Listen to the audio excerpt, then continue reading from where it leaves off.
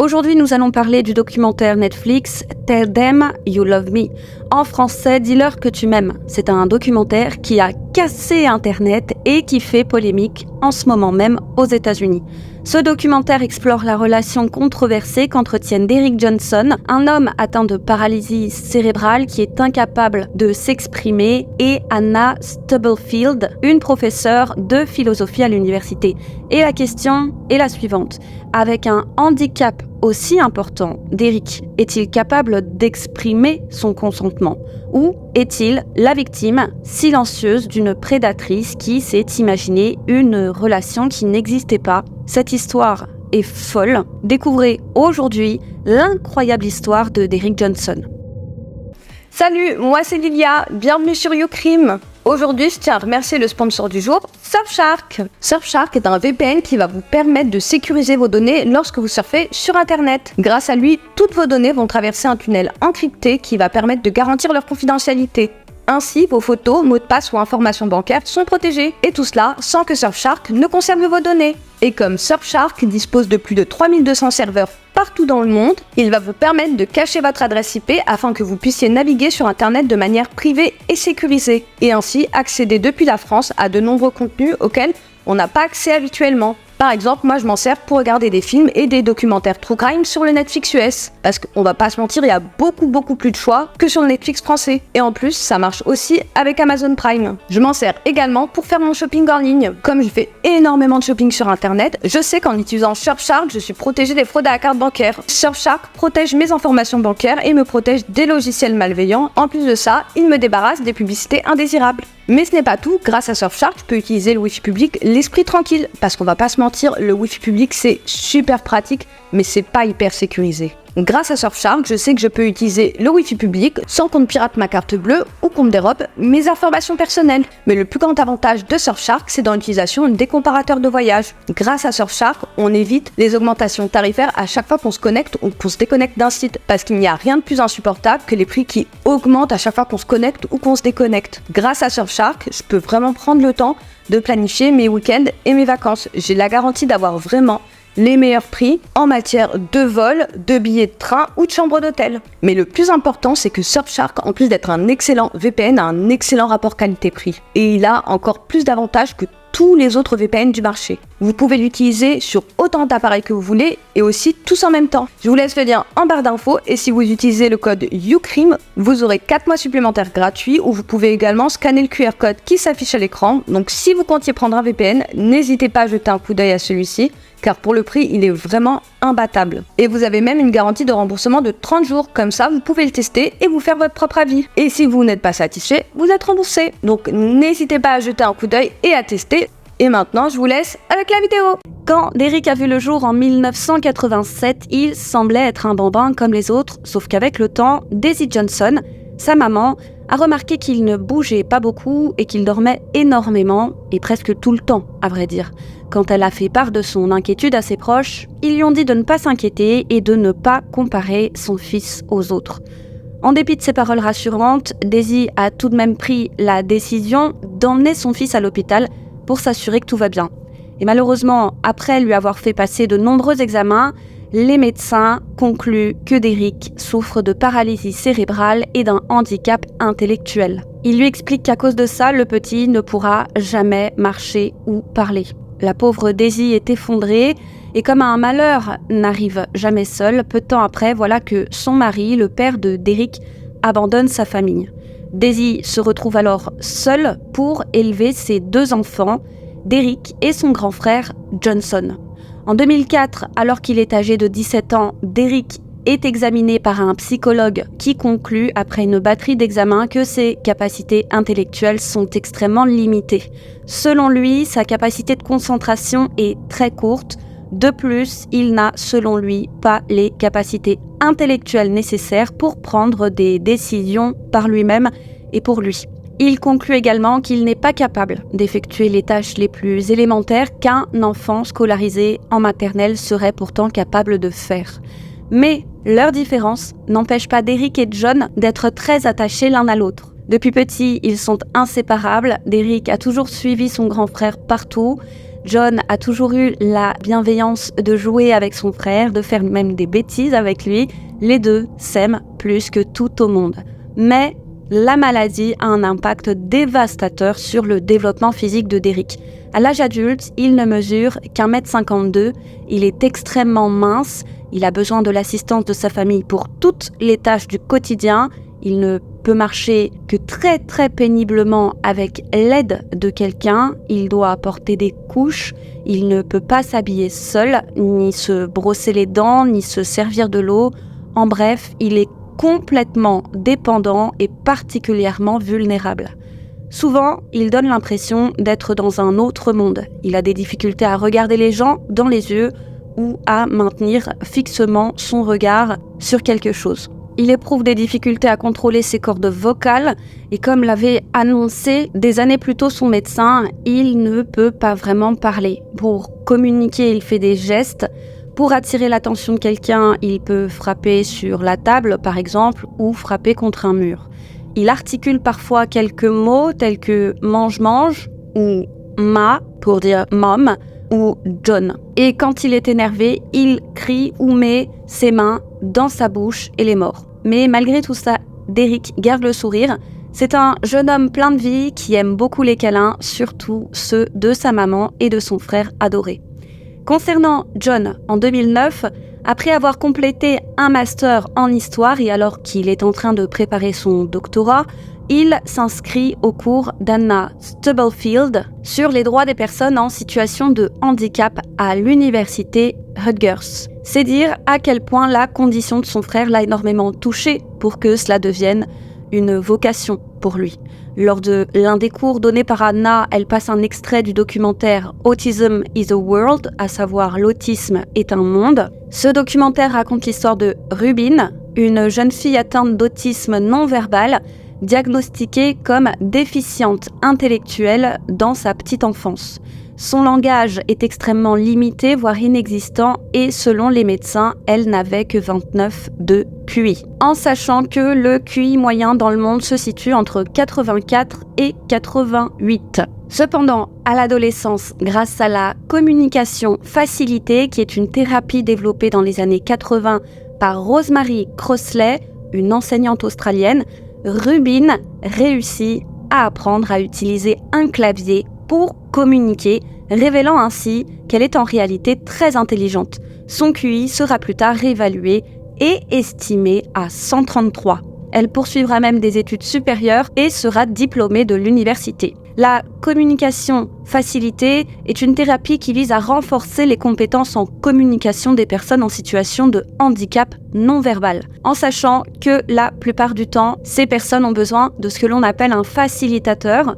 C'est la personne qui aide à taper sur un clavier ou à pointer des lettres ou des images du doigt ou à se servir de sa main ou de son bras par pression pour communiquer. À l'origine, Rosemary Crossley avait mis au point cette méthode pour aider une jeune fille du nom de Anne MacDonald, à ne pas confondre avec Anna, la professeure d'université.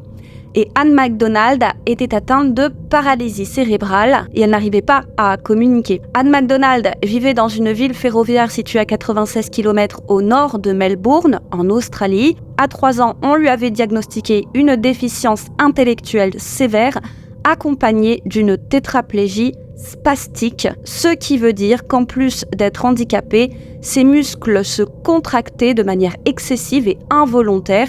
Et quand les muscles se contractent, ils sont durs et raides. Elle était hospitalisée à l'hôpital Saint-Nicolas pour enfants handicapés pendant une grande partie de son enfance. C'est dans cet hôpital qu'elle a rencontré Rosemary Crossley, qui était alors assistante à l'autorité de la santé mentale. Lors de leur première rencontre, Anne MacDonald était extrêmement mince et elle se tordait par terre pour pouvoir se déplacer. Elle n'avait pas, par manque de moyens, de fauteuil roulant. Rappelons le contexte, c'était dans les années 70. Et ce n'était pas la seule dans ce cas à l'hôpital. D'autres étaient également Dépourvus de fauteuils roulants, quant aux jouets, faute de moyens, ils étaient rares. Et l'éducation de ces pauvres enfants était donc quasi inexistante. On va appeler un chat, c'était des laissés pour compte. Ils n'étaient pas tous abandonnés par leur famille, loin de là, mais la plupart du temps, leur propre famille n'avait pas d'argent. C'est ce qui a poussé Rosemary à réaliser une étude sur la communication en 1977. L'objectif était d'enseigner aux enfants en situation de handicap non-verbal à pointer des objets, des photos ou des mots du doigt pour qu'ils puissent communiquer leurs besoins les plus fondamentaux. Rosemary avait choisi d'inclure Anne dans le groupe d'enfants qui participaient à l'étude, mais rapidement un problème s'est posé. La jeune fille avait du mal à pointer du doigt les images qu'on lui présentait à cause de sa maladie qui l'empêchait de ne serait-ce que bouger son bras.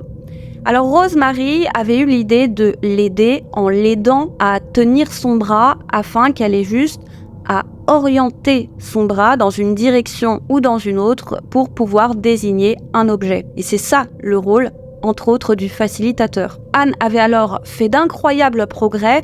En moins de 2 semaines, elle pouvait pointer du doigt des groupes de mots et même construire des phrases. Avec le temps, elle a même été en mesure de lire des livres et de faire des fractions. Et ces progrès étaient tels que beaucoup avaient suspecté Rosemary de truquer les résultats en l'aidant un peu plus qu'elle ne le prétendait. Face à ces critiques, Rosemary s'était elle-même mise à douter des résultats de son étude. Elle s'est demandé si elle ne contrôlait pas inconsciemment, donc sans le vouloir, la main d'Anne pour qu'elle réponde correctement.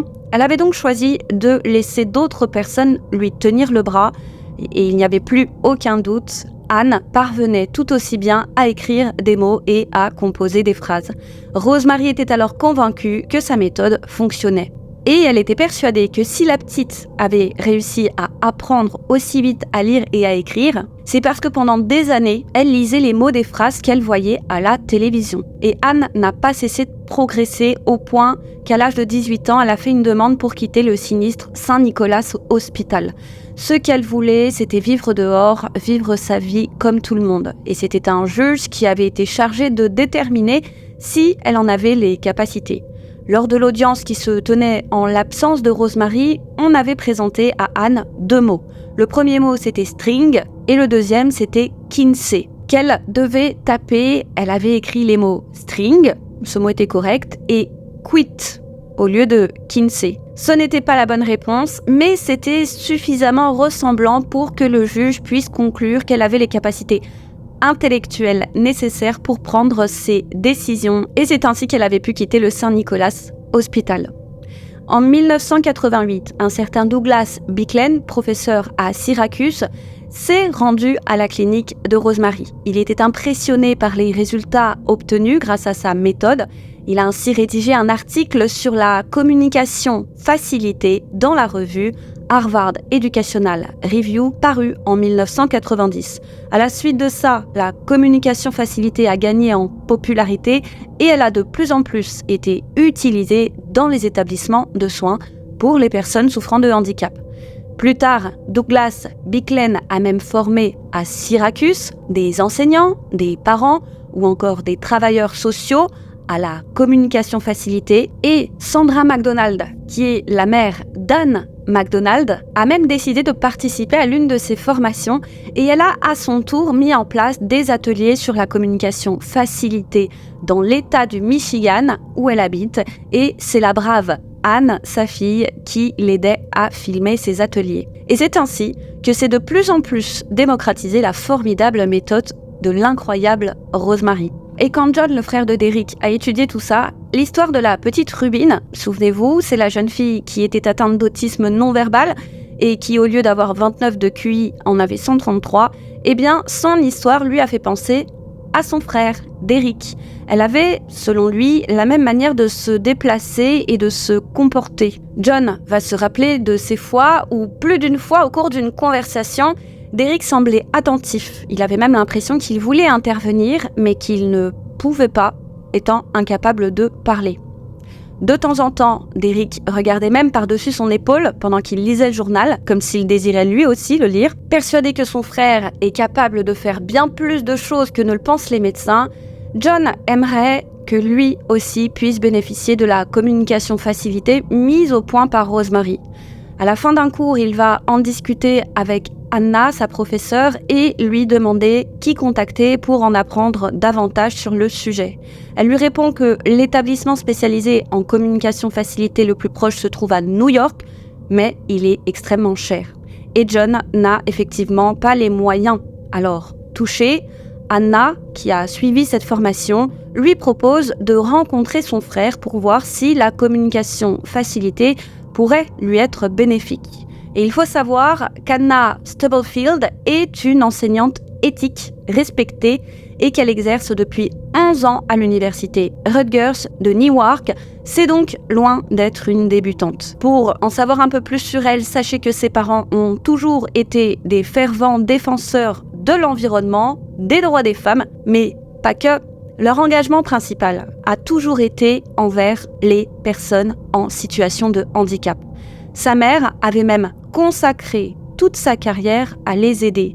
Et Anna voulait en faire de même. Et c'est pour ça qu'au lycée, elle avait appris le braille et la langue des signes. En 1989, elle a épousé Roger Stubblefield, un compositeur classique et joueur de tuba à l'Orchestre symphonique de Détroit. Et ensemble, ils ont eu 2 enfants. Anna a toujours considéré que la possibilité de communiquer est quelque chose d'extrêmement important pour tout être humain et que ce n'est pas parce qu'une personne ne peut pas parler qu'elle ne peut pas communiquer et qu'elle est stupide. Elle a donc passé une grande partie de son temps à travailler avec des individus non-verbaux afin de leur fournir des outils pour les aider à communiquer avec les autres. Alors, imaginez la joie de John quand Anna a proposé de l'aider. Alors quand il a annoncé ça à Daisy, sa maman, elle en a presque pleuré de joie. À ce moment, Derrick a 28 ans. En prévision de sa rencontre avec Derrick, Anna avait découpé des photos dans des magazines. Elle avait écrit des lettres sur des petits papiers. À cette période, Derrick n'a de cesse de bouger la tête. Il a du mal à focaliser son regard sur un point fixe, en sachant que ça, c'est perçu par de nombreuses personnes comme étant un signe de manque d'intelligence, mais Anna sait qu'en réalité, ça ne veut rien dire. Et voilà comment s'est passée la première séance. Ce jour-là, c'est Daisy qui accompagne son fils et elle assiste à la séance. Avant de commencer, Anna prend le temps de rassurer Derrick. Elle lui dit de ne pas se sentir offensée par la simplicité de ses questions. Elle va lui montrer 4 photos, celle d'une cuisine, celle d'une chambre, d'une salle de bain et d'une buanderie. Ensuite, elle lui pose des questions simples telles que « Dans quelle pièce peut-on trouver un four ?» Et comme il est très difficile pour une personne souffrant de paralysie cérébrale de contrôler sa main pour ne serait-ce que pointer un objet du doigt, eh bien c'est sans surprise que Derrick est dans l'incapacité physique de pointer du doigt les cartes. Mais il semble à Anna que bien que physiquement incapable de se mouvoir, il veut pointer du doigt la bonne réponse. Alors elle va utiliser la méthode sur la communication facilitée de Rosemary, à savoir servir de facilitateur. Elle place alors sa main sous son coude pour stabiliser son bras et grâce à son aide, Derrick parvient à trouver la bonne réponse. Elle lui demande ensuite de lui montrer de la même manière le président des États-Unis et Derrick pointe du doigt avec son aide la photo de Barack Obama qui était président à l'époque. Et quand elle voit ça, Daisy, la maman, est folle de joie. Ensuite, toujours lors de cette même séance, pour évaluer son niveau de lecture, Anna montre à Derrick des cartes où les lettres A, B, C et T sont écrites. Elle lui demande d'écrire autant de mots qu'il le peut en utilisant ces 4 lettres. Grâce à son assistance, Derrick parvient à écrire plusieurs mots. Et pour Anna, ce test est la preuve qu'il maîtrise l'alphabet et qu'il peut écrire des mots simples. Enfin, elle lui présente un clavier Neo muni d'un écran LED permettant d'afficher le message tapé sur le clavier. Donc vous tapez le message sur le clavier et il apparaît sur l'écran LED. Alors déjà que ce n'est pas évident pour Derrick de ne serait-ce que pointer du doigt un morceau de papier qui est plutôt grand, imaginez pour lui la complexité quand il s'agit de frapper sur une touche de clavier bien plus petite. Alors, encore une fois, pour l'aider dans la rédaction de son message, Anna décide de l'assister en glissant sa main dans la sienne, isolant ainsi son index afin qu'il puisse taper sur le clavier. Derrick tape alors son premier mot et c'est ainsi qu'il peut s'exprimer pour la première fois après 30 ans de silence. Mais Anna constate que les messages tapés par Derek comportent des fautes. Il a l'air de confondre le H avec le U et le V et le A avec le H. Et pour Anna, c'est parce que les lettres se ressemblent. Il est tout à fait compréhensible qu'une personne comme Derek, qui utilise un clavier pour la première fois, s'en mêle les pinceaux. Alors Anna le corrige à chaque fois qu'il commet une erreur et une fois corrigé, il ne refait plus la même faute. Au départ, les messages qu'il tape sont simples et mal écrits, mais il progresse rapidement. Selon Anna, il apprend vite. Et Anna explique à Daisy que si c'est possible, que s'il a réussi à faire ça, c'est grâce à elle et à son autre fils, John. Elle lui explique que Derek a expliqué qu'il lisait les panneaux publicitaires lorsqu'ils étaient en voyage et qu'il lisait également par-dessus l'épaule de John lorsqu'il lisait son journal, comme John l'avait suspecté. Et donc pour Anna, il est évident que si Derek a échoué au test standard de QI, c'est tout simplement parce qu'il ne peut pas parler.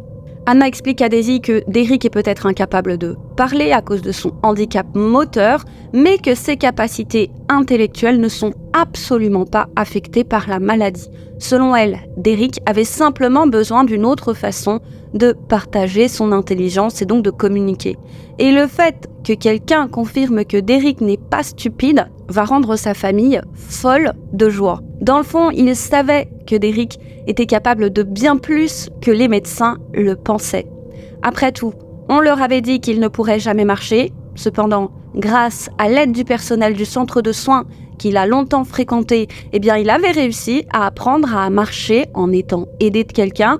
Certes, très difficilement, mais quand même, il y a un monde entre pouvoir se tenir debout en s'agrippant à quelqu'un et marcher, et ne pas pouvoir marcher du tout. Alors ceci ajouté à cela, ça finit de convaincre ses proches que les médecins faisaient fausse route au sujet de Derek. Il a été sous-estimé du fait de son handicap. Et dites-vous que tout ça s'est passé en une seule séance. Encore une fois, je trouve ça complètement fou. C'est un week-end sur 2 que Derek se rendra à l'université de Rutgers afin de pratiquer la communication facilitée avec Anna. Grâce à elle, il fait des progrès fulgurants. Cette thérapie semble être un véritable miracle pour Derek. Au bout d'un certain temps, Daisy, la maman, demande à Anna si les leçons peuvent avoir lieu chez elle plutôt qu'à l'université, car c'est difficile pour elle de conduire son fils là-bas. L'université n'est pas très loin, mais elle demande si c'est elle qui pourrait se déplacer plutôt que l'inverse, puisque c'est beaucoup plus facile pour Anna. Et Anna accepte et commence ainsi à donner des cours à domicile à Derek. Anna lui donne des livres à lire et elle est surprise de voir qu'il lit très vite et très bien. Les résultats de Derek sont si impressionnants qu'Anna discute avec sa famille de la possibilité de lui faire passer un diplôme, à savoir un GED. Et bien évidemment, Daisy accepte. Et un jour, Anna va demander à Derek comment il préférerait qu'elle l'appelle et Derek va taper sur le clavier D-Man, D-M-A-N. Anna demande à Daisy si ce prénom lui dit quelque chose et Daisy répond que ce nom lui rappelle celui du soignant qui avait appris à Derek à marcher à l'âge de 13 ans, soignant que Derek appréciait énormément. Anna demande à Derek si c'est bien le cas et Derek lui répond que oui. D'après Anna, c'était un moment crucial pour Derek car à présent, il pouvait se faire appeler comme il le souhaitait. À l'automne 2010, l'année suivante, Anna fait part à la famille de Derek de son souhait de suivre des cours sur la littérature afro-américaine à l'université.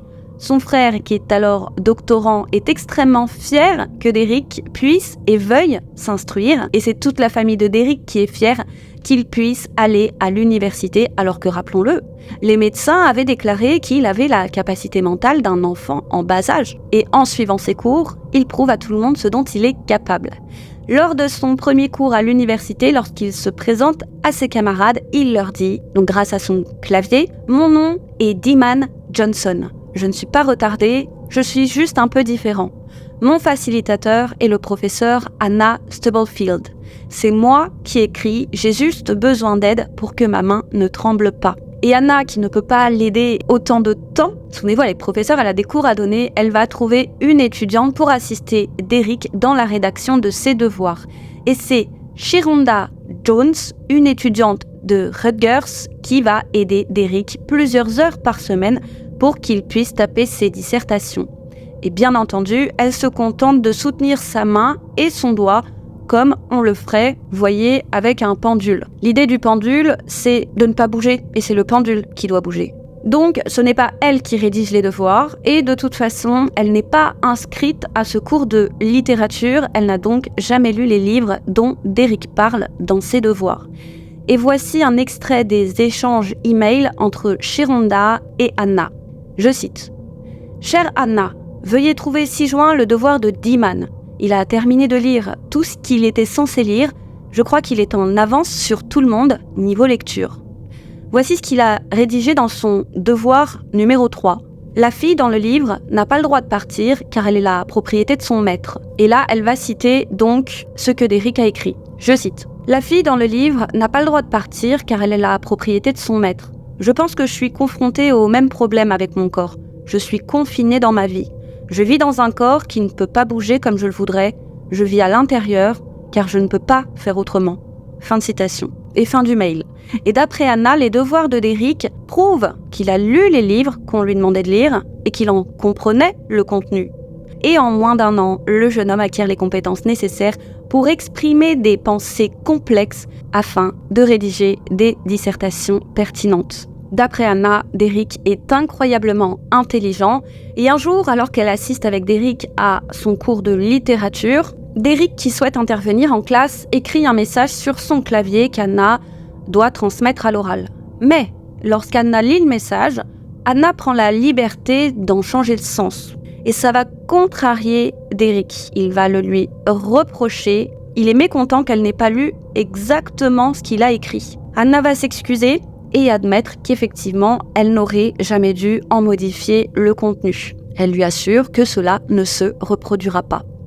Derrick la rassure en lui disant que ce n'est pas grave, mais il lui demande tout de même de ne pas recommencer. Ce qui nous amène au printemps 2010. Anna demande à Derrick s'il veut intervenir lors d'une conférence de la Société d'études sur le handicap à Philadelphie. La conférence traitait du droit à la liberté d'expression des personnes en situation de handicap. Et Derrick ne se sent pas en mesure d'intervenir devant autant de personnes. Mais Anna le rassure et elle réussit à le convaincre de le faire. Elle lui a dit de ne pas stresser et de simplement rédiger un texte expliquant l'importance que représente pour lui la possibilité de communiquer. Elle lui donne des livres à lire sur le sujet pour qu'il puisse s'inspirer et après avoir lu les livres, il rédige un discours d'1 page avec l'assistance d'Anna. Le texte a été lu devant un auditoire de 40 personnes. Anna va déclarer avoir été vraiment impressionnée par le texte écrit par Derrick. Bien qu'il faisait moins d'1 page, les paroles du jeune homme étaient percutantes et empreintes de sagesse. Au fil du temps, Anna et Derrick passent de plus en plus de temps ensemble. Ils travaillent ensemble plusieurs heures chaque semaine. Le jeune homme, qui fait rapidement des progrès impressionnants, tape de plus en plus vite. Il améliore la longueur et la complexité de ses réponses et peu à peu, utilisant son clavier de manière plus efficace, le voilà qui commence à exprimer ses émotions. Anna et Derrick commencent à avoir des conversations très profondes, elle apprend à mieux le connaître en tant que personne et inversement. Et après 2 ans à travailler à ses côtés, Anna sent que leur relation évolue. Elle réalise même qu'elle commence à éprouver des sentiments pour lui. Anna va expliquer qu'elle est tombée amoureuse de Derrick parce qu'il était intellectuellement stimulant et qu'il avait à la fois bon cœur et une belle âme. Mais le hic, c'est que Anna est mariée. Il est vrai que son mariage n'est pas parfait, mais il n'est pas catastrophique non plus. Et à ce moment, et malgré l'évolution de ses sentiments, elle ne pense pas du tout à quitter son époux. Mais tout ça va changer en mars 2011 quand Anna invite Derrick à l'université de Rutgers pour parler de son handicap avec des étudiants. Les étudiants lui posent diverses questions telles que « Quels sont tes espoirs et tes rêves ?» Derrick écrit sur son clavier qu'il souhaite devenir écrivain. Un étudiant lui demande ensuite s'il désire rencontrer l'amour et Derrick répond qu'il aimerait un jour se marier, mais que ça ne risque probablement pas d'arriver car il est difficile pour des personnes ayant un handicap aussi lourd que le sien de trouver l'amour. Et ça va bouleverser Anna. Elle aimerait tellement lui exprimer ses propres sentiments pour lui prouver qu'en fait c'est possible d'être aimée. Mais bien qu'amoureuse, elle s'interdit de le faire par respect pour son mari. Elle va prendre le temps de réfléchir à sa relation avec Derek et elle est consciente qu'elle devra tôt ou tard faire un choix. Et quel que soit ce choix, il est indéniable pour elle qu'elle est profondément amoureuse de Derek. Et quand elle voit Derek la semaine suivante, elle finit par lui avouer ses sentiments. Voilà, elle lui dit qu'elle l'aime. Et Derek lui dit, en retour, qu'il sait qu'elle l'aime depuis longtemps et que lui aussi, il l'aime. Il lui demande ensuite de l'embrasser, ce qu'elle fait. Et après ça, il tape sur son clavier Néo. Et que fait-on maintenant ? Puis, il lui demande si elle serait disposée à quitter son mari. Elle lui répond qu'elle l'aime énormément, mais qu'elle a besoin de temps pour réfléchir à ce qu'elle va faire. Il lui dit alors de prendre son temps parce qu'il ne souhaite pas la presser. Ensuite, il lui demande si elle pense qu'ils peuvent avoir ensemble des relations intimes malgré son handicap. Est-ce que c'est possible ? Il lui demande pas de faire crac-crac maintenant, c'est pas le cas. Elle lui dit qu'elle ne sait pas et que pour savoir, il suffirait d'essayer. Alors, un dimanche, alors que la mère de Derek est à l'église et que lui et Anna sont seuls chez lui, ils décident d'essayer d'avoir ensemble des relations intimes. Ils s'assoient sur le lit, mais Derek semble anxieux. Il est agité et ne tient pas en place. Anna lui demande ce qui ne va pas, il lui dit qu'il est nerveux, qu'il rêve de le faire, et depuis longtemps, mais qu'il a besoin de temps. Elle lui répond qu'elle comprend, que c'est tout nouveau pour lui, et qu'il peut attendre tout le temps qu'il voudra, et que jamais, au grand jamais, elle ne le forcera à aller trop vite. Une semaine plus tard, ils essaient à nouveau, cette fois-ci dans le bureau d'Anna à l'université. Anna a tout préparé pour cette nouvelle tentative.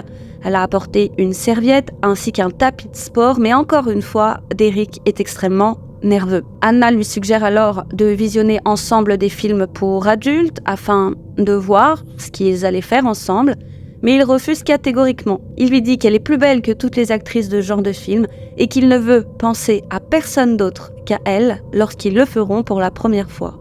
Finalement, ils passeront à l'acte le dimanche suivant, de la même manière dans le bureau d'Anna. Selon Anna, Derek aurait agi comme un homme et il aurait pris les choses en main. D'après elle, il aurait tapé sur son clavier « Je me sens vivant pour la première fois de ma vie ». Et détail difficile, elle a dû au préalable lui enlever sa couche afin qu'il puisse le faire. Et c'est à cette période que Daisy et John ont commencé à trouver le comportement d'Anna étrange. Un jour, alors que Daisy coupait un morceau de poulet dans l'assiette de son fils pour lui donner à manger, Anna s'est précipitée vers la table, elle lui a arraché l'assiette des mains, elle a ensuite demandé pourquoi elle donnait de la viande à Derek alors qu'il est végétarien. Et Daisy était choquée par la réaction étrange d'Anna. Néanmoins, elle lui a simplement répondu « Excusez-moi, mais personne ne m'a prévenu de ça ». Une autre fois, quand John a proposé à son frère de boire une bière pour se relaxer, Derek a tapé sur son clavier avec l'aide d'Anna « Je préfère le vin rouge à la bière ». Et d'après John, c'est pas vrai. Son frère n'apprécie pas vraiment le vin rouge. Et il est convaincu que c'est Anna qui préfère le vin rouge à la bière et non Derek. Une autre fois, alors qu'Anna se trouvait en voiture avec Daisy et Derek, elle a changé la station de radio qui diffusait du gospel pour mettre de la musique classique. Et la mère de Derek, agacée qu'Anna change la station sans même lui demander, a remis la station qui diffusait du gospel. Et John et Daisy étaient convaincus qu'elle avait changé de station car elle jugeait que la musique gospel n'était pas assez bien pour Derek. Probablement parce qu'elle le considérait comme un intellectuel qui, selon elle, préférait la musique classique. Et si John et Daisy n'avaient jamais vraiment prêté attention à ce genre de détails auparavant, c'était simplement parce qu'ils étaient contents de tous les progrès que Derek avait réalisés grâce à Anna. Mais, avec le temps, les deux vont commencer à réaliser que de nombreux messages écrits par Derek avec l'aide d'Anna ne correspondaient tout simplement pas à sa personnalité. Puis voilà qu'un jour, Anna leur fait part du désir de Derek de déménager de chez sa mère pour aller vivre de manière autonome. Anna leur dit qu'elle a trouvé une organisation qui fournit des logements aux personnes en situation de handicap avec du personnel présent 24 heures sur 24 pour prendre soin des résidents. Et Daisy n'est pas vraiment emballée par cette idée, son fils étant toujours incapable d'accomplir seul une grande partie des tâches du quotidien. Elle se demande pourquoi le faire, après tout chez elle tout se passe bien, Le logement est adapté à son handicap. Elle a un emploi du temps assez souple qui lui permet de prendre soin de lui au quotidien. Alors Daisy explique à Anna qu'elle refuse que son fils ne quitte la maison car il est très bien ici et que de toute façon elle n'a pas les moyens de payer une telle institution. Anna lui dit que ce sera gratuit et qu'elle doit couper le cordon avec son fils puisque Derek est capable de prendre ses propres décisions. Elle ajoute qu'elle doit cesser également de traiter Derek comme un enfant et accepter qu'il souhaite à présent avoir un certain degré d'autonomie. Anna pense que Daisy est une mère surprotectrice qui étouffe son fils et qui essaie de contrôler sa vie. Et la façon dont Anna parle à sa mère déplaît fortement à John et plus largement à la famille de Derek. Tous commencent à penser qu'Anna s'immisce un peu trop dans sa vie. Et John est persuadé que si Anna prend sa mère de haut comme ça, et si elle se permet également de penser qu'elle ne sait pas ce qui est dans le meilleur intérêt pour son fils, c'est parce que sa mère est une mère célibataire. Sans doute qu'Anna pense que Daisy a fait une sorte de transfert sur son fils, voyez, n'ayant pas d'époux, ce qui, selon John, est totalement faux.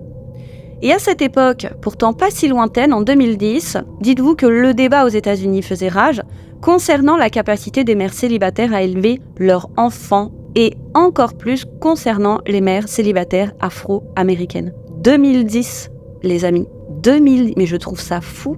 Les journaux diffusaient fréquemment des articles accusant les mères célibataires d'être incapables d'éduquer correctement leur progéniture et nombreux étaient ceux à penser que les enfants de mères célibataires étaient voués à l'échec, voire à la délinquance. Et pour John, c'est absurde. Preuve en est, sa mère, avec le peu d'argent qu'elle avait et le fait qu'elle soit seule, ne l'a jamais empêchée de s'occuper de son frère handicapé et il a pu très tranquillement faire des études longues sans manquer de rien.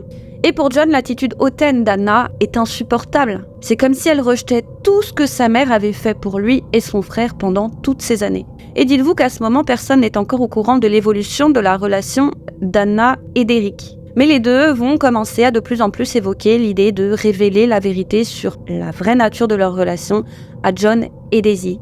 En 2011, lors du Memorial Day, Anna suggère à Derek de révéler à Daisy et John qu'ils sont en couple. Elle lui explique qu'il est possible que sa famille soit contre leur relation et que si c'est le cas, ce sera une violation de ses droits, mais que malheureusement, il ne pourrait rien y faire car ce sont eux ses tuteurs légaux. Elle lui dit qu'il pourrait même leur interdire de se voir. Mais Derek la rassure en lui disant que sa famille ne s'opposera pas à leur relation car il l'aime trop et ne lui ferait jamais ça. Et donc, le jour du Memorial Day, alors qu'Anna discute à table avec John et Daisy du désir de Derek de continuer ses études et de vivre de manière autonome et indépendante, Anna dit soudain que Derek et elle ont quelque chose à leur annoncer. Elle saisit la main de Derek et écrit sur le clavier « Nous nous aimons et nous avons des relations intimes ». Et là, Daisy est sous le choc. Elle demande ce qu'ils entendent par « amoureux ». Anna lui répond qu'ils ont eu des relations intimes et qu'il est maintenant un homme dans tous les sens du terme. Et Daisy et John sont profondément choqués par ces paroles. Ils tombent de 10 étages et ils se sentent trahis. Ils sont furieux et horrifiés, mais ils essaient de garder leur sang-froid. John accuse alors Anna d'avoir abusé de son frère. Anna ne répond rien. Elle saisit la main de Derek et l'aide à taper sur son clavier. Et voici ce qu'il tape. « Ce n'est pas vrai. J'ai tout fait pour la séduire pendant des années et elle m'a bravement résisté. » Ensuite, il tape un autre message, cette fois destiné à Anna, lui disant « Embrasse-moi ». Anna estime que ce n'est pas le bon moment, ça la gêne même, mais elle finit par l'embrasser. Et en voyant ça, John est si furieux, il a tellement peur d'exploser qu'il quitte la pièce. Daisy, quant à elle, demande à Anna ce que son mari pense de tout ça. Anna lui dit qu'elle n'en a pas encore parlé avec lui, mais qu'elle a l'intention de le faire bientôt. Elle essaie de la rassurer, lui disant qu'elle souhaite plus que tout se marier avec Derek et vivre avec lui, elle ne lui veut aucun mal. Et à ce moment, les versions diffèrent. Daisy l'aurait serré dans ses bras et lui aurait dit qu'ils allaient ensemble trouver un moyen de gérer la situation. Le lendemain, John appelle Anna à environ 10h du matin et au son de sa voix, Anna sent que quelque chose ne va pas. Il lui dit que sa mère et lui ne veulent plus qu'elle entre en contact avec Derek. Anna appelle Daisy, elle lui demande pour quelle raison, elle ne souhaite plus qu'elle voie Derek, Et Daisy lui explique que la situation la met mal à l'aise et qu'elle se fait du souci pour son fils. Et si, au départ, Daisy accepte de prendre Anna au téléphone, par la suite, elle cessera de répondre à ses appels. Anna tente de l'appeler donc encore et encore, mais Daisy ne répond pas. Anna finit par laisser un message particulièrement perturbant sur son répondeur qui dit, je cite, « Je vais piquer mon doigt, écrire et signer avec mon sang que je vais quitter mon époux et vivre de manière permanente avec Diman. Ça vous va ?» La famille de Derek est terrifiée en entendant ce message. Ils se disent que quelque chose ne tourne pas rond chez elle.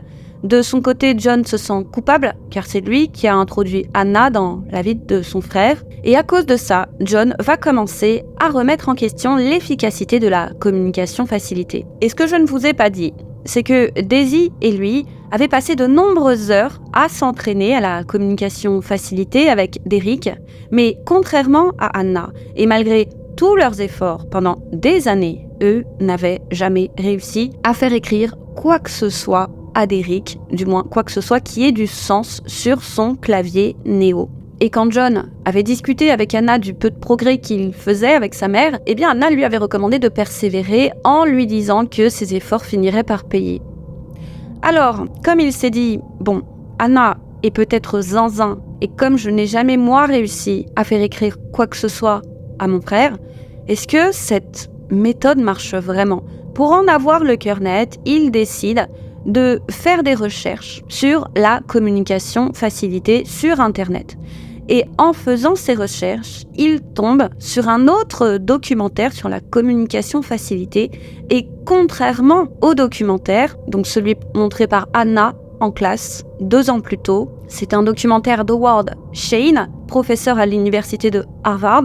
Contrairement à l'autre documentaire, ce qui est dit dedans va laisser John sans voix. Dans ce documentaire, le docteur Howard Shane, qui est un orthophoniste et professeur à la faculté de médecine de Harvard, qui a passé sa vie à aider les personnes en situation de handicap, explique que la communication facilitée n'est qu'une chimère et qu'elle ne fonctionne pas. Et voilà comment il s'en est rendu compte. Il avait assisté en 1990 à Stockholm à une conférence donnée par Rosemary Crossley sur cette méthode de communication. Et même si l'intervention de Rosemary avait convaincu de nombreuses personnes, ce n'était pas le cas d'Howard. Lui ne croyait pas aux résultats de ses recherches. À cette époque, il s'était dit que cette thérapie était inefficace, mais que bon, dans le fond, bien qu'inefficace, elle est inoffensive. Donc, il est passé à autre chose. Mais, peu de temps après, il a été contacté par un procureur qui lui a demandé des renseignements sur la communication facilitée parce qu'un adulte non-verbal venait d'accuser un membre du personnel soignant du centre médical où il résidait d'avoir abusé de lui. Et comme ce jeune homme avait tapé l'accusation via son clavier avec l'assistance d'un facilitateur, le procureur voulait qu'Howard étudie le dossier pour vérifier si ces accusations étaient fondées. Il voulait savoir si ce message avait été tapé par le facilitateur ou par le jeune homme en situation de handicap, et donc, souvenez-vous, non-verbal, ne peut pas parler. Et après avoir longuement examiné le dossier, Howard était arrivé à la conclusion que les accusations étaient sans fondement et que non, personne n'avait abusé de lui, puisqu'il était incapable de l'écrire. Il avait fait des tests avec lui. Et c'est en examinant ce cas qu'Howard a réalisé que ce type d'accusation n'était pas un cas isolé. 60 autres personnes non-verbales qui utilisent la communication facilitée ont eux aussi accusé des prédateurs d'avoir abusé d'elles. Et en raison de la multiplication des cas, il a décidé d'examiner de plus près la communication facilitée pour vérifier son efficacité. Il a donc fait passer une série de tests à une jeune femme qui avait porté des accusations similaires à l'encontre de son père afin de vérifier si c'est bien elle qui avait tapé le message sur son clavier Néo. Il a montré à la jeune femme et à son facilitateur une série de photos, puis leur a demandé de taper sur le clavier ce qu'ils voyaient. Si c'est un appareil photo, il devait marquer « appareil photo ». Si c'était une table, il devait marquer « table ». Et lorsqu'elle était accompagnée par son facilitateur, la jeune femme ne faisait aucune erreur. Et à un moment, le docteur Howard s'est éclipsé avec elle dans le couloir et il lui a montré une clé, ainsi que d'autres objets qu'il avait lui-même dans sa poche. De retour dans la salle de test, il lui a demandé d'écrire sur son clavier, avec l'aide de son facilitateur, les noms des objets qu'il venait de lui montrer, et patatras, la jeune femme n'est pas parvenue à écrire ne serait-ce qu'un seul des objets. Donc, Howard ne s'est pas arrêté là, il a reproduit la même expérience avec des sujets différents, et les résultats étaient toujours les mêmes. Alors, d'après lui, ces résultats confirment les résultats d'autres études sur la communication facilitée et effectuées par d'autres qui concluent, elles aussi, que la communication facilitée est inefficace. Et une étude a même révélé que parmi 126 personnes testées, seules 4 étaient réellement capables de communiquer via le clavier. Et c'est au total 19 études sur la communication facilitée qui seront menées dans les années suivantes. Et parmi les 183 personnes évaluées, aucune ne communiquait réellement en utilisant leur clavier. Howard en était arrivé à la conclusion que les facilitateurs pensaient vraiment aider les personnes en situation de handicap à communiquer, mais qu'en réalité, elles tapaient sans le vouloir et de manière inconsciente leurs propres pensées sur le clavier. Selon l'American Speech Language Hearing Association et l'American Psychological Association et également l'Association for Science in Autism Treatment, ces 3 associations partagent la même position. Il n'y a selon elles pas assez de preuves scientifiques confirmant que la communication facilitée fonctionne. Selon ces organismes, les messages tapés par les patients proviendraient du facilitateur et non de la personne en situation de handicap. À ce stade, c'est l'impasse. Les professionnels semblent être divisés sur la question. Il y a les professionnels qui pensent que ça marche et il y a d'autres professionnels qui pensent que ça ne marche pas. Plus tard, il a été révélé qu'Anne MacDonald, souvenez-vous, la jeune patiente de Rosemary à l'origine de la création de la méthode, avait, elle aussi, proféré lors d'une séance de facilitation de la communication des accusations très graves à l'encontre du directeur de l'hôpital où elle résidait. Elle l'avait accusé d'avoir essayé de lui ôter la vie en utilisant un oreiller. Et après avoir visionné le documentaire, John est persuadé que la communication facilitée n'est rien d'autre qu'une pseudoscience. Anna était au courant de ces polémiques, mais elle n'en avait jamais fait part à ses élèves car elle considérait ces critiques comme injustes. Mais bien que certaines études aient montré que la méthode ne fonctionnait pas, force est de constater qu'il y en avait d'autres qui prouvaient le contraire, et donc qu'elle fonctionnait. Et selon Anna, si elle est si sûre que la communication facilitée fonctionne vraiment avec Derek, c'est qu'il lui avait fait taper sur son clavier des informations dont elle n'avait pas connaissance et qui s'étaient avérées vraies par la suite. En plus de ça, elle a expliqué qu'ils ont eu des désaccords à de nombreuses reprises, ce qui prouve bien qu'elle ne tapait pas seulement ce qu'elle voulait. Anna va insister sur le fait qu'elle a toujours fait en sorte de ne pas influencer les pensées de Derek et qu'elle a toujours veillé à les retranscrire le plus fidèlement possible sur le clavier. Et les devoirs qu'il a rédigés avec Sharonda sont selon elle la preuve de sa sincérité. Souvenez-vous, Sharonda n'avait pas lu les livres que Derek devait lire pour son cours, ce qui prouve selon elle que c'est lui et lui seul qui rédigeait ses dissertations. Elle soutient que si les résultats des études sur la communication facilitée sont désastreux, c'est en raison du manque de formation adéquate de nombreuses personnes qui travaillent en tant que facilitateurs. Elle affirme aussi qu'il est tout à fait possible que les patients aient échoué au test à cause du stress, comme ça peut arriver à tout le monde. Mais rien ne convainc Daisy et John, ils vont continuer à la garder loin de leur vie et de celle de Derek. Anna est au plus mal, elle ne peut plus rien manger, elle va perdre 9 kilos et finalement, ne pouvant plus supporter d'être séparée de Derek, elle décide, un beau jour, de se rendre chez John et Daisy pour leur parler. Elle espère ainsi les convaincre de la laisser revoir Derek. Elle va se garer en face de la maison de Derek, attendre que Daisy rentre du travail, et quand Daisy arrive, elle demande à lui parler. Et elle va lui dire qu'elle est disposée à signer un document dans lequel elle s'engage à quitter son mari d'ici 5 ans afin de se marier avec Derek. Daisy lui répond de s'en aller et de rentrer chez elle auprès de son mari et de ses enfants. Et quand John les voit discuter ensemble, il s'énerve.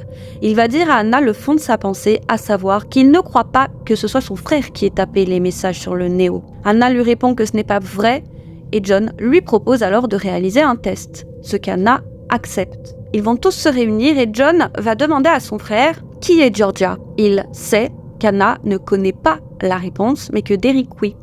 Et Derek va taper avec l'aide d'Anna au lycée, travaillait pour maman.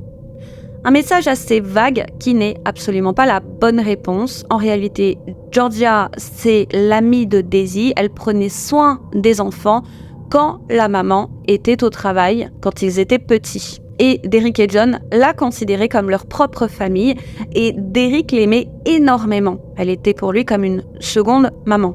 John sait que la réponse est incorrecte, mais il ne le dit pas à Anna.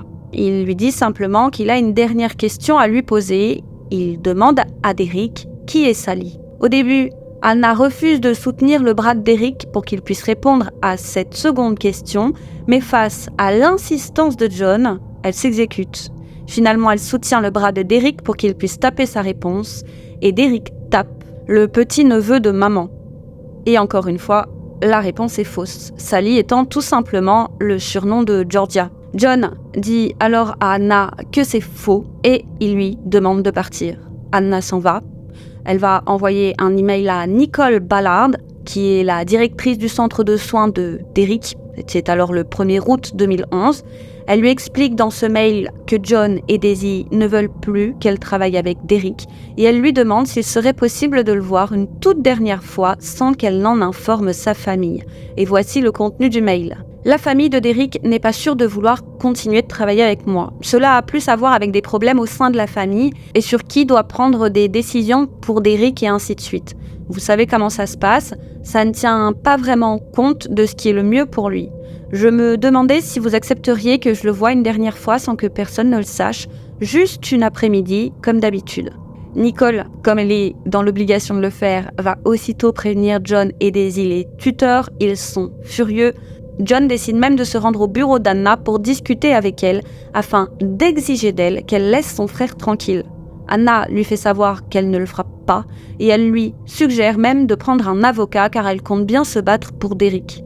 En sortant du bureau, John ne décolère pas. Si avant il ne voulait pas la traîner en justice, à présent il est déterminé à l'attaquer. Et dans la foulée, toujours en août 2011, il décide avec sa mère de se rendre au commissariat de Rutgers, donc où se situe l'université, pour déposer plainte contre Anna. Et ils sont reçus par un enquêteur de l'unité spéciale des victimes du bureau du procureur du comté d'Essex afin de discuter de l'affaire. Et pendant cette entrevue, John et Daisy vont expliquer qu'Anna a abusé de Derek et qu'elle a eu des relations intimes avec lui en dépit de sa déficience mentale qui l'empêchait de donner son consentement.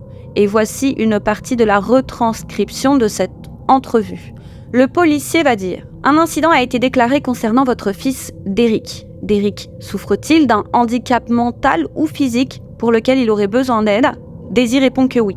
Le policier demande si il est vrai qu'il ne disposerait pas, d'après eux, des facultés nécessaires lui permettant de prendre ses décisions, ce à quoi Daisy répond que oui. Le policier va demander si ils en sont arrivés à cette conclusion eux-mêmes ou si Derek a été évalué par quelqu'un, ce à quoi Daisy répond, je cite, « Eh bien, depuis sa naissance, je savais que quelque chose n'allait pas. » Le policier demande si Derek est non-verbal et ce que cela signifie. Daisy répond « Il parle, par exemple quand il a faim, il frappe la table ou le mur ou dit quelque chose comme manger, manger et s'il est très excité, il lui arrive de marmonner maman ou John. » Donc c'était une partie de l'interrogatoire. Le 7 août, John rédige une lettre adressée au doyen de la faculté de Rutgers. Dans cette lettre, il lui révèle tout ce qu'Anna a fait à son frère et l'informe qu'elle refuse de le laisser tranquille. Et le 22 août 2011, donc 2 semaines après, Daisy va contacter Anna sur son téléphone portable. Elle lui demande de discuter plus en détail de la relation qu'elle entretenait avec Derek. Anna accepte, mais elle ignore que la police enregistre leur conversation. Daisy lui pose des questions sur les relations intimes qu'elle a eues avec son fils et même si ça met Anna mal à l'aise, elle décide de lui dire toute la vérité dans l'espoir qu'elle réalise que Derek et elle sont tout simplement amoureux et qu'il faut, pour le bien de son fils, qu'elle accepte leur relation. Elle lui dit qu'ils ont eu des relations intimes à 2 reprises dans son bureau sur un tapis de sport posé sur une serviette de plage. Et voici une retranscription de l'appel.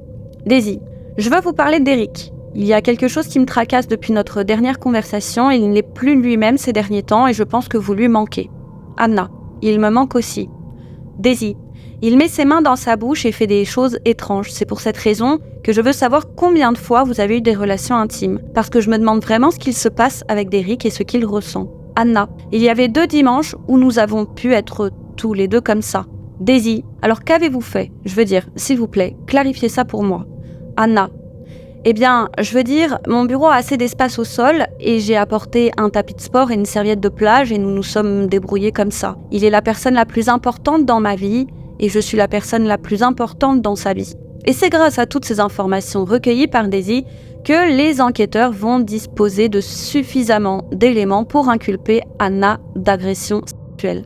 Un lundi après-midi, alors qu'elle stationne sa voiture sur le parking de l'université, elle est approchée par 2 policiers qui lui demandent de les suivre. Ils lui disent qu'ils ont quelques questions à lui poser.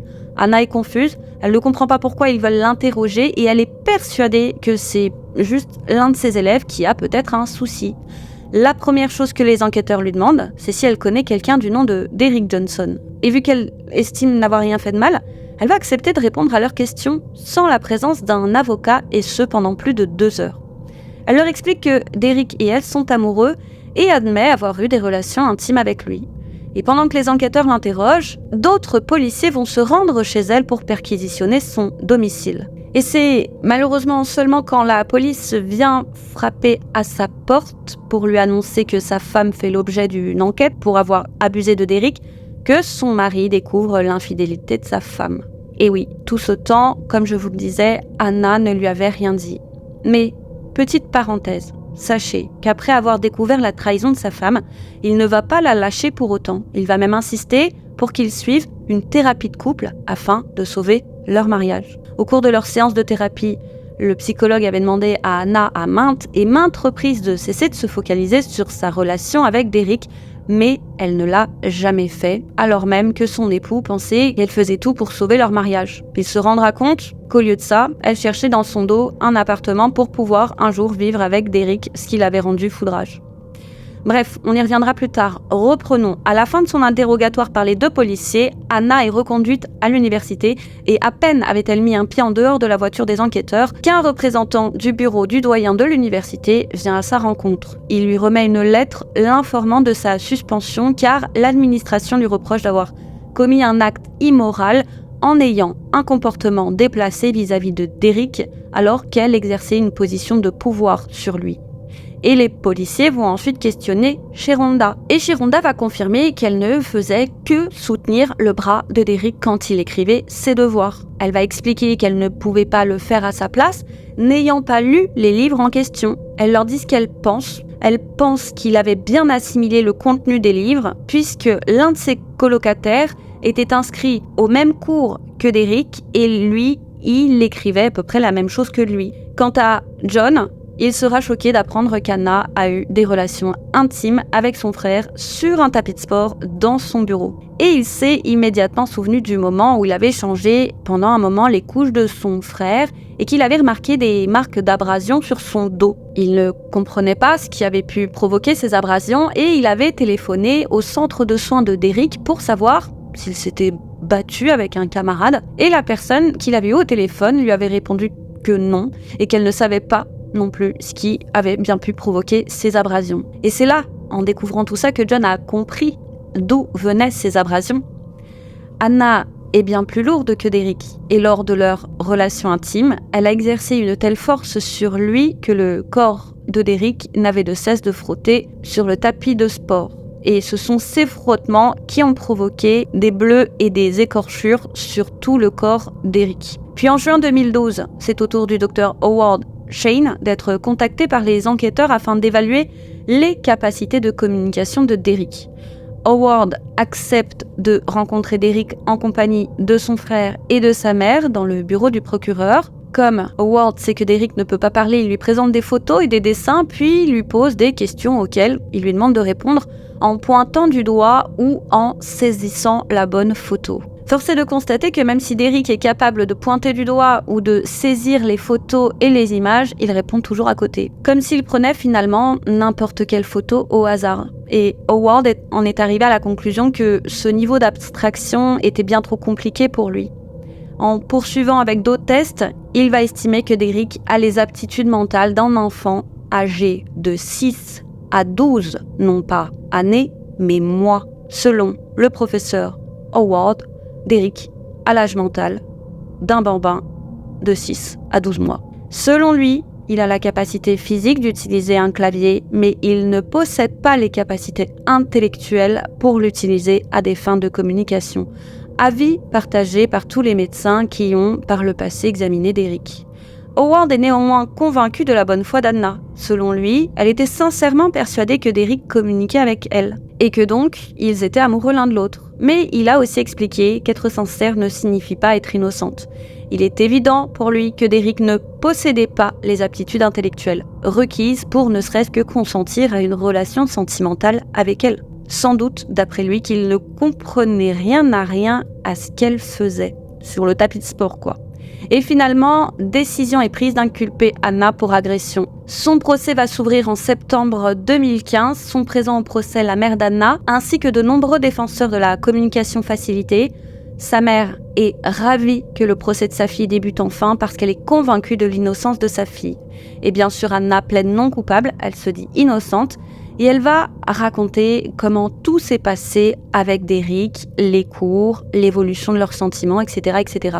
Mais le problème, c'est que le tribunal considère que la communication facilitée n'a pas suffisamment fait ses preuves pour être considérée comme une thérapie efficace.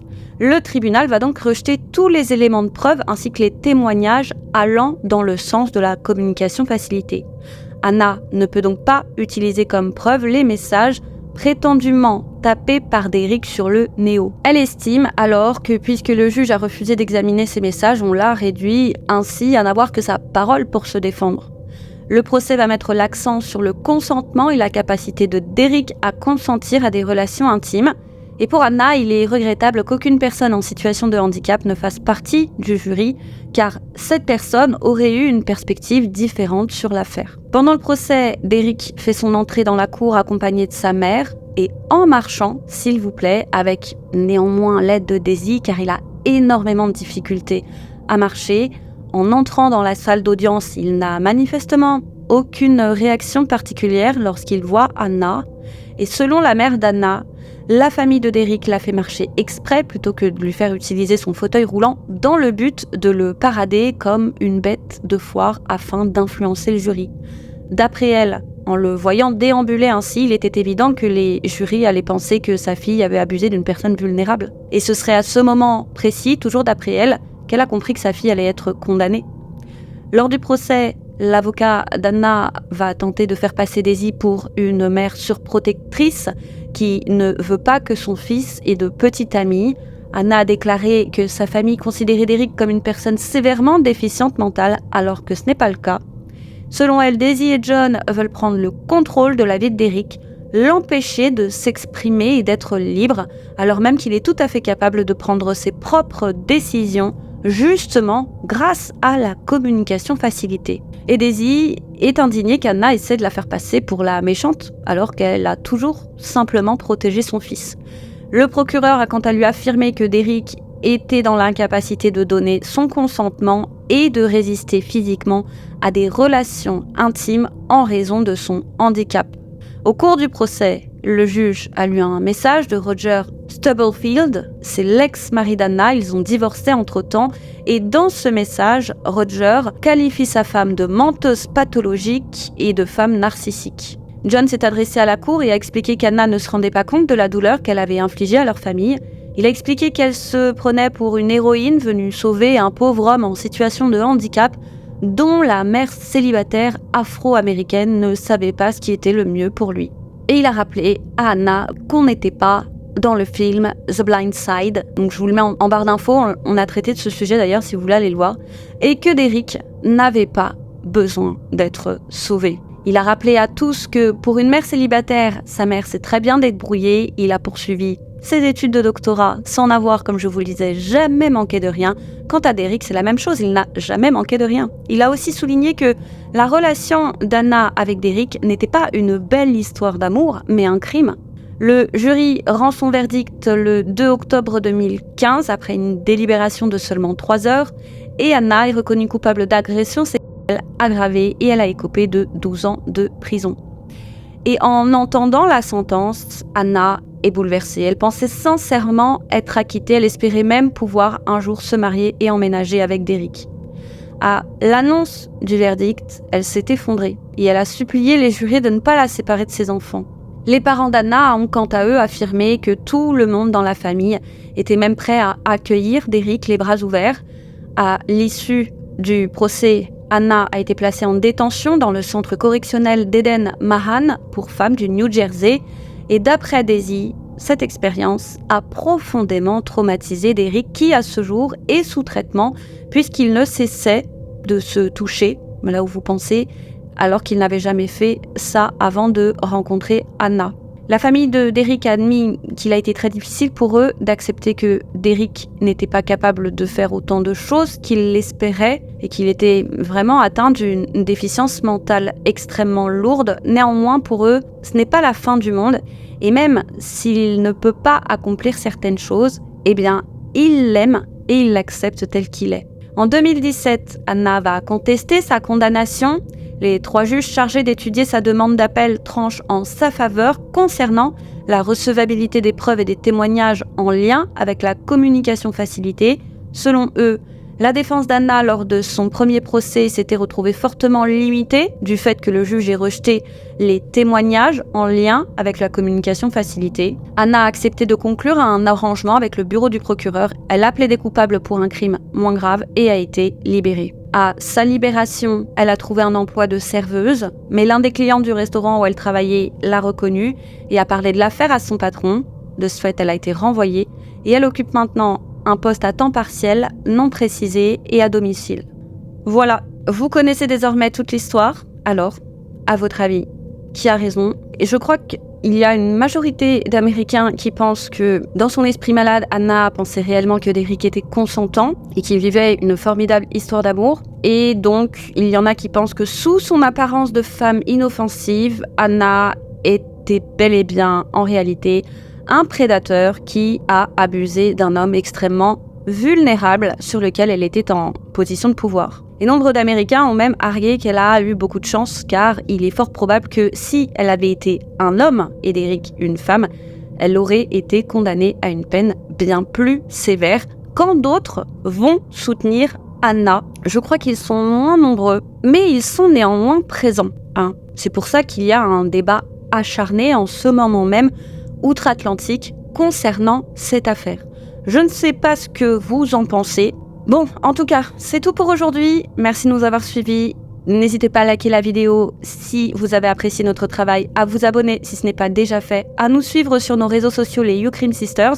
Je vais reprendre les TikTok à la rentrée, j'ai enfin des idées. N'hésitez pas également à nous suivre sous forme de podcast. Nous sommes présents sur toutes les plateformes d'écoute. Quant à moi, je vous dis à très vite sur YouCrim pour une autre triste histoire, les amis.